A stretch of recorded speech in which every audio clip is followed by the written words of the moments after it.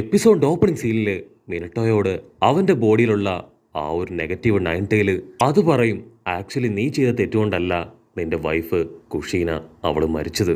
നിന്നെ കഴിഞ്ഞ് നന്നായിട്ട് ഇപ്പൊ ആ നയൻ ടൈൽ പവർ നറൂട്ടോയ്ക്ക് കൺട്രോൾ ചെയ്യാൻ കഴിയുന്നുണ്ട്. ഉറപ്പായിട്ടും ഇന്നല്ലെങ്കിൽ നാളെ അവൻ വലിയവനായി മാറും. അപ്പൊ അതേ സമയത്ത് കുട്ടപ്പന്റെ ബോഡിയിലെ നയൻ ടൈല് ഇപ്പൊ നറൂട്ടോട് പറയും, എനിക്ക് ഒരു ഐഡിയ തോന്നുന്നു, നമുക്കതനുസരിച്ച് മുൻപോട്ട് പോയാൽ ഉറപ്പായിട്ടും വിജയിക്കാൻ കഴിയും. അപ്പൊ അവിടുന്ന് അങ്ങനെ ബ്ലാക്ക് ഔട്ട് ചെയ്ത് ഇപ്പൊ ഒബീട്ടോയെ കാണിക്കും. ടെൻ ടൈൽ വീണ് കിടക്കുന്ന കാണുമ്പോ ഒബീട്ടോ ഷോക്കാവും. ടെൻ ടൈലിന് ഇങ്ങനെ ഒരു ചലഞ്ച് വീക്ക്നെസ് ഉണ്ടാകുമെന്ന് ഞാൻ സ്വപ്നത്തിൽ പോലും കരുതിയിരുന്നില്ല.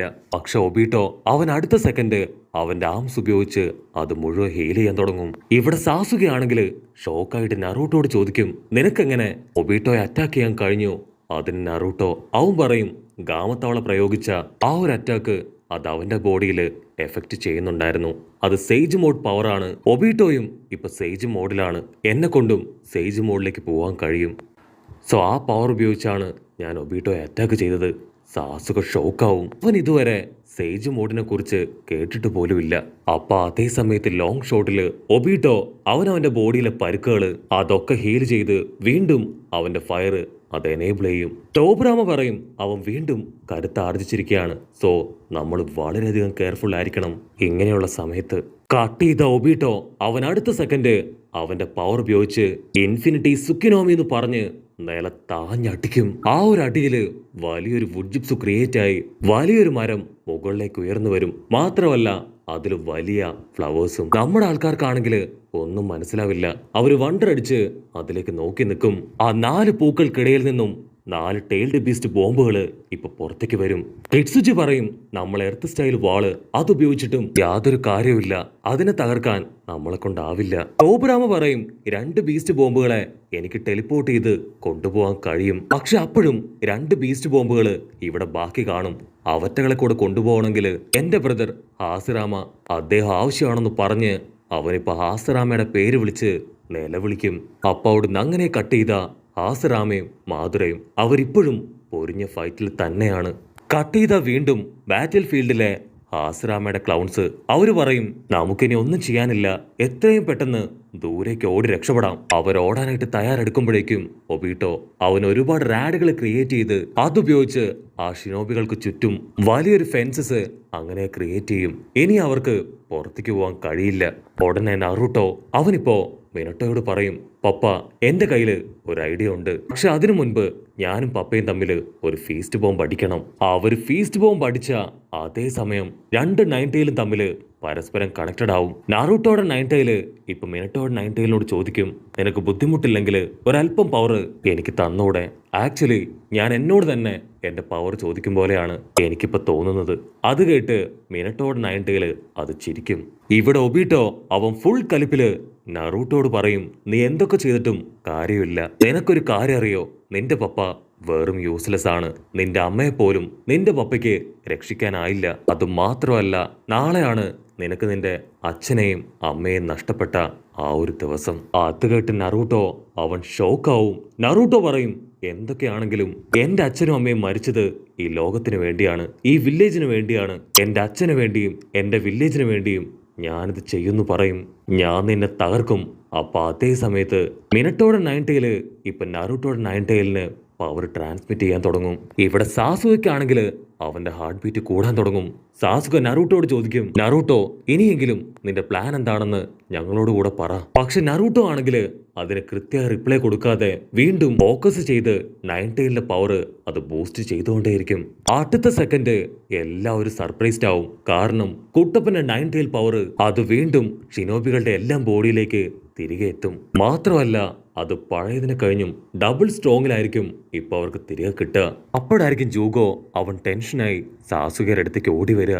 ജൂഗോ പറയും, സാസുക നമുക്ക് എത്രയും പെട്ടെന്ന് ഇവിടുന്ന് പോണം, ഇവിടെ എന്തൊക്കെയോ കുഴപ്പങ്ങൾ നടക്കാൻ പോവാണ്. പാമ്പിനെ റിവേഴ്സ് കൊണ്ടുവന്ന് ഈ ഒരു ബാരിയർ അത് തകർത്ത് നമുക്ക് എത്രയും പെട്ടെന്ന് രക്ഷപ്പെട്ടു പോവാം. അതിന് സാസുക അവൻ നറൂട്ടോട് പറയും, നറൂട്ടോ നിന്നെയും ഞാൻ ഇവിടുന്ന് രക്ഷപ്പെടുത്താം. നറൂട്ടോ പറയും, അതിന്റെ ആവശ്യമില്ല, നീ എന്റെ അടുത്തേക്ക് വാ, എന്റെ ചക്ര പവർ അത് ഞാൻ നിനക്ക് തരാം. ഹാസറാമയാണെങ്കിൽ ഇപ്പൊ കുട്ടപ്പന്റെ പവർ കണ്ട് വണ്ടറടിക്കും.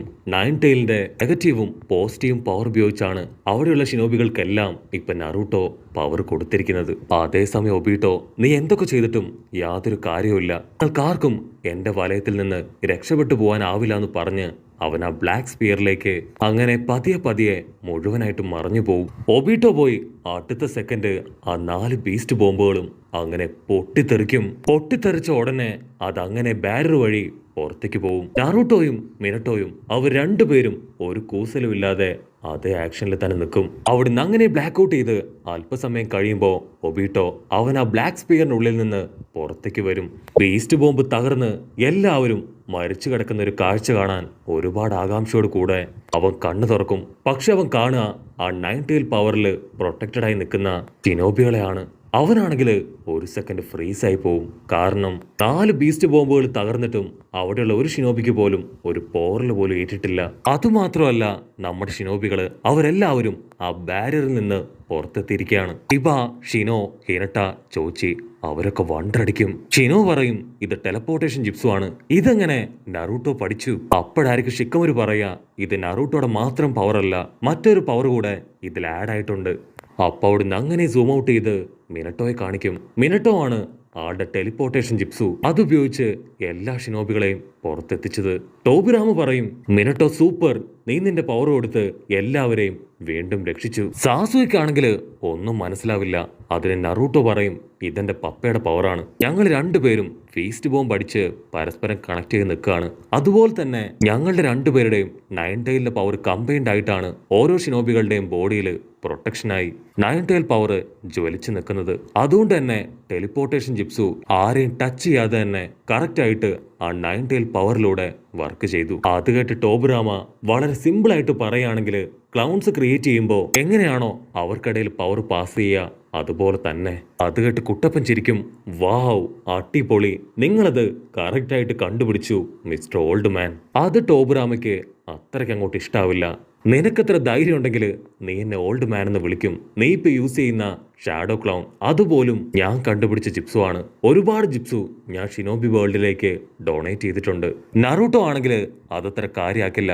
നറൂട്ടോ വീണ്ടും മിനട്ടയോട് പറയും എത്രയും പെട്ടെന്ന് വീണ്ടും നമുക്ക് 4 പേർക്കും ബീസ്റ്റ് ബോംബ് അടിക്കാം. നമ്മുടെ 4 പേരുടെയും പവർ ഉണ്ടെങ്കിൽ ഉറപ്പായിട്ടും ഈ ഒരു വാറില് നമ്മൾ തന്നെ ജയിക്കും. അത് കേട്ട് മിനട്ടോ ഹാപ്പി ആവും. എനിക്ക് ചില കാര്യങ്ങൾ നിന്നോട് പറയാനുണ്ട്. നറൂട്ടോ പറയും ഓൾറെഡി ആ കാര്യങ്ങളൊക്കെ അമ്മ എന്നോട് പറഞ്ഞു. നറൂട്ടോയ്ക്കാണെങ്കിൽ അവന്റെ അമ്മ അവസാനമായിട്ട് അവനെ ഉപദേശിച്ച ആ കാര്യങ്ങളൊക്കെ ഓർമ്മ വരും. ഇതേ കാര്യങ്ങൾ തന്നെയാണ് പപ്പയും അവനോട് പറയാൻ ഒരുങ്ങുന്നതെന്ന് അവന് നന്നായിട്ട് അറിയാം. മിനട്ടോ ചിരിക്കും. മിനട്ടോ അവന്റെ കൈ പിടിച്ച് പറയും നീ എപ്പോഴും നല്ലൊരു ഷിനോബി ആയിട്ട് എല്ലാവരെയും സപ്പോർട്ട് ചെയ്ത് ഫ്യൂച്ചറിൽ ഒരു ഹൊക്കാഗെ ആവണം. നിന്റെ അമ്മ ഞാൻ പറഞ്ഞു തരേണ്ട എല്ലാ കാര്യങ്ങളും നിനക്ക് പറഞ്ഞു തന്നു കഴിഞ്ഞു. ഇനി കൂടുതലായിട്ട് എനിക്കൊന്നും പറയാനില്ല എന്ന് പറഞ്ഞ് മിനട്ടോ നറൂട്ടോയെ ഹഗ് ചെയ്യുന്നതോട് കൂടെ ഈ ഒരു എപ്പിസോഡും അവസാനിക്കുന്നു. എപ്പിസോഡ് ഇഷ്ടപ്പെടുകയാണെങ്കിൽ തീർച്ചയായിട്ടും ലൈക്ക് ചെയ്യാനും കമന്റ് ചെയ്യാനും ഷെയർ ചെയ്യാനും മറക്കല്ലേ. അടുത്തൊരു അടിപൊളി എപ്പിസോഡുമായിട്ട് കാണുന്നവരെ it's me with Mallu episode.